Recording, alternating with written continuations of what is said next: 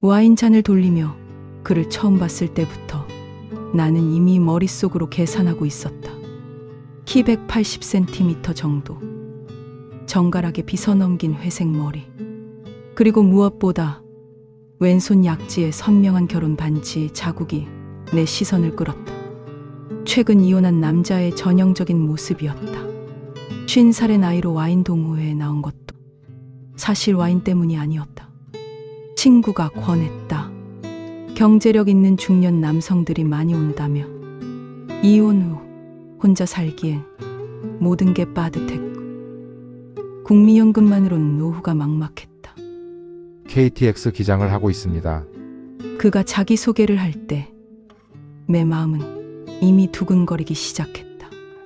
30년 경력이라고 했다.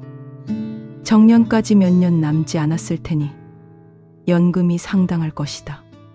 월 200만 원은 넘을 거라는 계산이 빠르게 머릿속에서 돌아갔다. 저는 미술을 가르치는 일을 하고 있어요.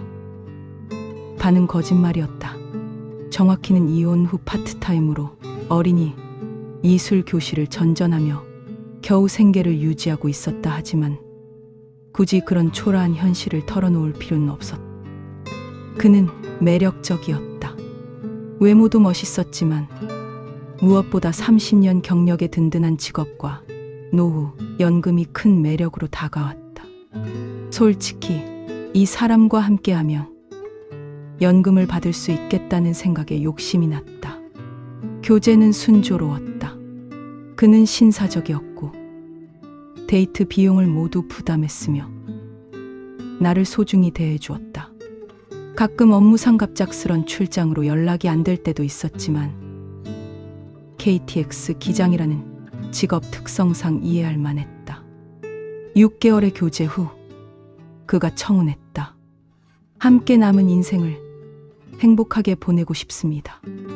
레스토랑에서 반지 상자를 꺼내는 그를 보며 나는 안도했다. 드디어 찾았다. 나의 노후를 책임져 줄 사람을. 전 남편과의 20년 결혼 생활 동안 나는 가정주부였다. 아이들 뒷바라지에만 매달려 제대로 된 경력을 쌓지 못했다. 이혼 후 현실은 참혹했다. 50살의 경력 단절 여성이 찾을 수 있는 일자리는 한정적이었고 혼자 살기에는 모든 것이 부족했다. 저도 선생님과 함께하고 싶어요. 진심이었다. 정말로 함께하고 싶었다. 그의 연금과 함께 결혼 준비는 순조로웠다. 그는 과거에 대해 많이 말하지 않았지만 나 역시 깊이 묻지 않았다. 서로의 미래가 더 중요했으니까. 혼인신고를 하러 구청에 갔을 때였다. 신분증과 가족관계 증명서 확인하겠습니다. 공무원이 컴퓨터를 들여다보더니 이상한 표정을 지었다. 신랑분, 이전 혼인 관계가 좀 복잡하시네요. 그의 얼굴이 굳었다. 무슨 말씀이세요? 내가 물었다. 아, 죄송합니다. 처리해드리겠습니다. 공무원은 당황한 듯 서둘러 서류를 처리했다. 집으로 돌아오는 길, 나는 참을 수 없었다. 그게 무슨 뜻이었어요? 별거 아니야. 몇 번 결혼하신 거예요? 그는 한참을 침묵하더니 입을 열었다. 5번. 뭐라고요? 당신이 6번째야. 세상이 돌았다. 6번째 아내라니. 왜 말 안 했어요? 말했다면 결혼했겠어요? 그의 대답은 너무나 담담했다. 밤부터 나는 그에 대해 조사하기 시작했다. 인터넷을 뒤져보니 몇 개의 기사에서 그 이름을 찾을 수 있었다. 모범적인 KTX 기장, 안전운행 포상 수상자. 겉으로는 완벽한 직장인이었다. 하지만 SNS를 자세히 들여다보니 의미심장한 흔적들이 보였다. 전국 각지에서 찍은 사진들, 그리고 그 속에는 항상 다른 여성들이 있었다. 얼굴은 가려져 있었지만 친밀한 모습들이었다.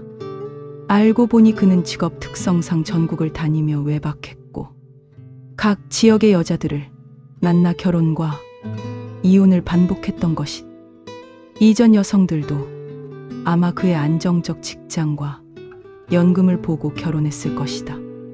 나는 애써 그의 과거를 묻어두려 했다.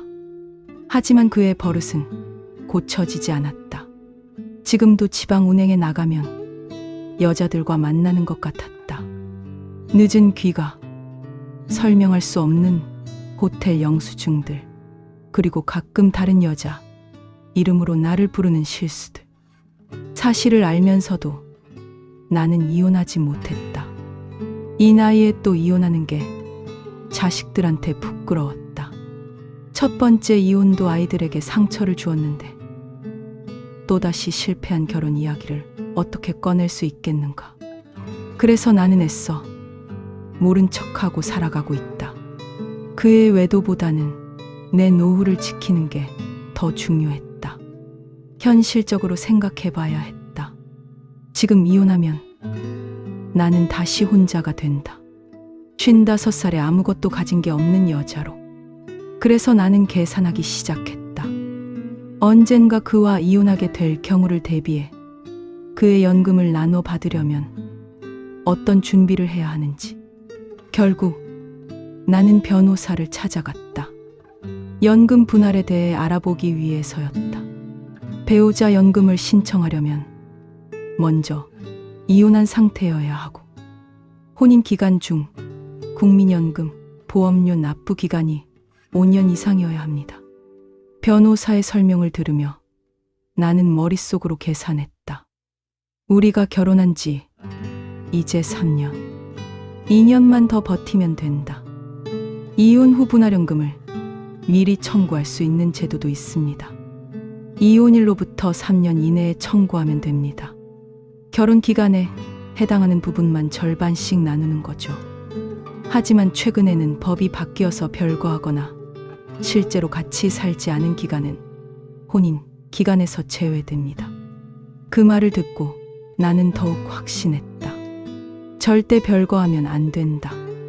그가 아무리 바람을 피우고 거짓말을 해도 나는 이 집에서 버텨야 한다. 사람들은 이해하지 못할 것이다. 왜 바람피는 남편과 살고 있느냐고 물을 것이다. 하지만 나에게는 선택의 여지가 없다. 나는 20년간 가정주부였다. 제대로 된 경력도, 재산도, 연금도 없다. 이혼하면 다시 파트타임 미술 강사로 돌아가야 한다. 월 100만 원도 안 되는 수입으로 혼자 살아야 한다. 하지만 2년만 더 버티면 다르다. 그의 연금을 분할받을 수 있다. 많지는 않겠지만 최소한의 노후 보장은 받을 수 있다. 그래서 나는 오늘도 모른 척한다. 그가 늦게 들어와도, 다른 여자 냄새가 나도, 거짓말을 해도, 내가 6번째 아내라는 사실도, 아마 7번째가 이미 어딘가에 있을 거라는 사실도. 거울을 본다. 55살의 여자. 주름이 늘었고 머리에는 흰 머리가 섞여 있다. 젊을 때의 꿈과 이상은 이미 오래전에 포기했다. 이제 남은 건 현실뿐이다. 사랑. 그런 건 사치. 나이 들어서 하는 결혼에 사랑을 기대하는 게 잘못이었을지도 모른다. 우리는 서로 필요해서 만났다. 그는 외로움을 달래고 싶었고 나는 경제적 안정을 원했다. 지금도 마찬가지다. 그는 여전히 외롭고 나는 여전히 가난하다. 달력을 본다. 2년만 더. 그러면 나도 자유로워질 수 있다.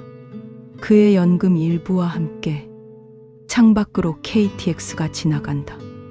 그가 운전하는 기차일까? 그 기차 안에는 새로운 여자가 타고 있을까? 7번째가 될 여자가. 나는 더 이상 궁금하지 않다. 알고 싶지도 않다. 내가 살아남는 것이다. 품위 있게. 당당하게는 아닐지라도 최소한 굶지 않고 살아남는 것.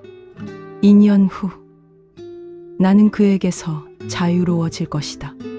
완전한 자유는 아니지만 최소한 경제적 걱정 없이 혼자 살 수 있는 자유를. 그때까지는 버텨야 한다. 6번째 아내로서.